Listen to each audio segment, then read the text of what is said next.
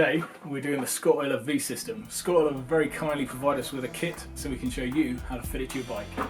What a Scottoiler is it's a way of automatically lubing your chain for you. It also prevents build-up of grit and stuff because it's flushing oil through your chain all the time, and it keeps it nice. So let's show you how to fit it to the bike. This is the Scottoiler all set up and ready to go.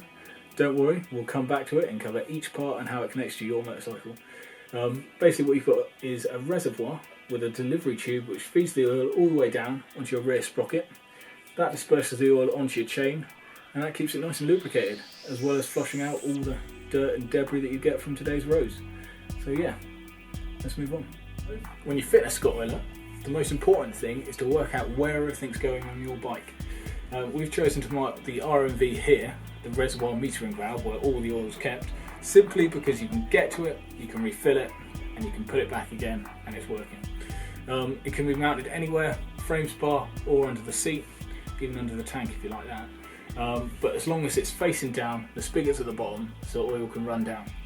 To get it to run, what you need is a vacuum. You can take that from one of two places.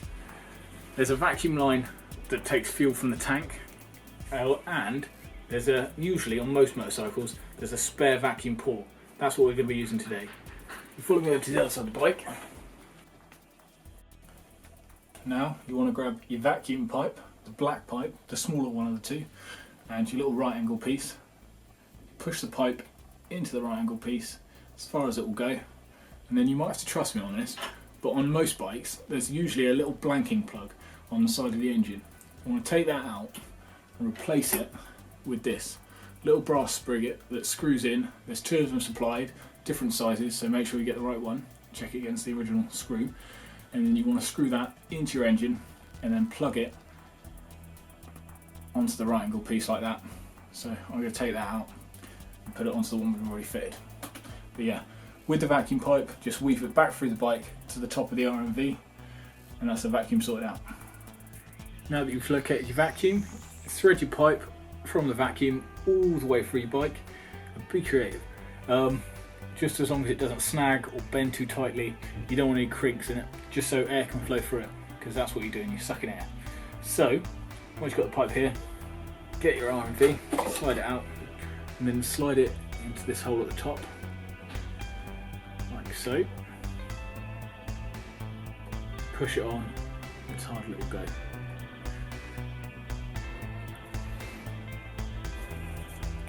And simply put it in.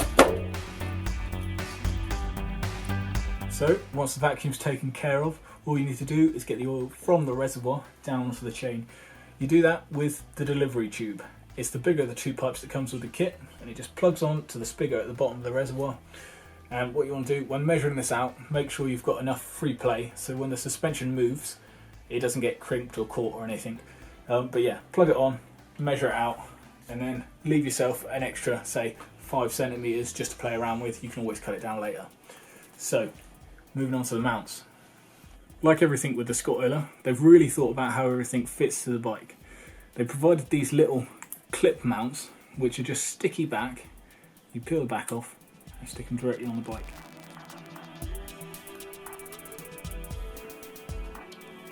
Once you've cut your pipe to the right length and you're happy with that, grab your distributor plate, the bit that goes underneath the rear axle.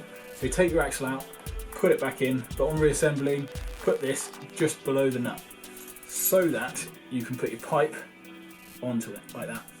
So grab your nib, slide it in like that, and then cover over. This protects it from getting crimped or anything like that. And then a small Jubilee clip, make sure it's all pushed up and seated onto the sprocket, and that it's not getting caught in any of the sprocket windows or getting dragged into the chain. Once you've established that, tighten up the Jubilee clip, and then you're just ready to prime it, and then you can go ride it. Quick tip, make sure the tip of the nib is facing out. That's a tricky sentence, isn't it? Make sure the tip of the nib is facing out so that no dirt and crud gets caught up in it, and so it doesn't get blocked and stop working. If you face it outwards, it won't get blocked up and it will keep working longer. So Now we've got to do about filling the reservoir. This is already half full. So you grab a bottle of Scottoiler, take the lid off. The spout provided even. Let's tighten up with that. And then place this nib into the hole here, and then just slowly squeeze and squeeze and squeeze until you can see the level rising. You want to fill it up to just underneath this here.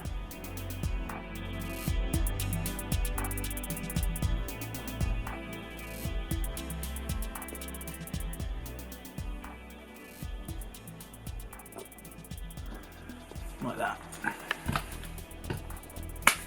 So now that's done, all we've got to do, put the breather pipe on it. We've routed it up underneath here so that no water gets in it and it stays out of the way and it stays breathing. So push that on like that.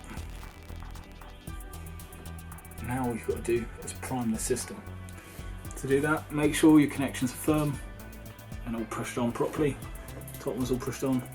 And then with the breather, there's this little connection here, which all you do, you twist it like that, and it just pulls apart, nice and easy like that. And you go back to your bottle of Scottoiler, keeping it upright this time so no oil comes out. Push it in, like so. Set the reservoir to the prime position, which is just turning it all the way to the prime setting. Be careful to watch this level to make sure it doesn't come out the top. Then you just want to release it and let it fill with air, and squeeze it again, and just keep doing that until it's moved all the way down and you start seeing it dripping out onto the rear sprocket. So you can see the valve activating when I squeeze the bottle, like that.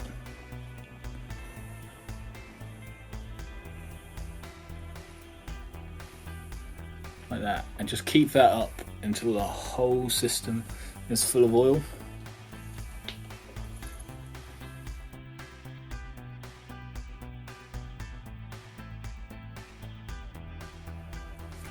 So, just a few more pumps, and once you can see oil coming out of the nib, then the system is primed. Just make sure once you're doing this, that you can't see any air bubbles trapped in here, because that could impede the vacuum and it might not work as well. So if you do see air bubbles, keep it on the prime setting and just keep pumping it through until all the air is removed. The reason you could get air in the system is this connection not being quite on there far enough. So really make sure you stuff it on hard, and so it's all set and it's all correct. All you've got to do now is connect the breather pipe, and again, make sure it's routed somewhere out of the way where it's not going to get loads of water stuck in it and it's not going to get loads of dirt in it, just so it can breathe freely and the system's set up. All you got to do now, set the flow rate. I'm going to do that by starting the motorcycle.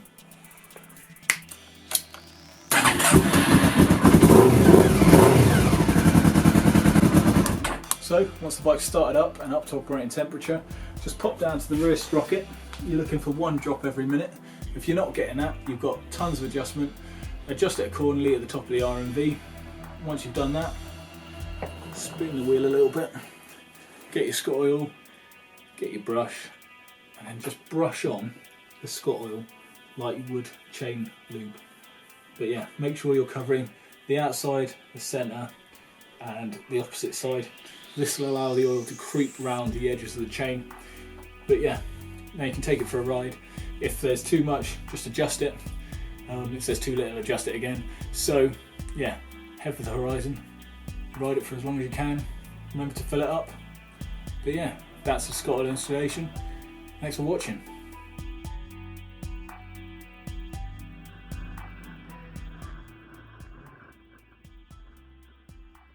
It's amazing how far Matt and his machine have come. From a second-hand commuter bike to his first track experience at Castle Combe, where Matt learned to ride on circuits and soon found where changes could be made.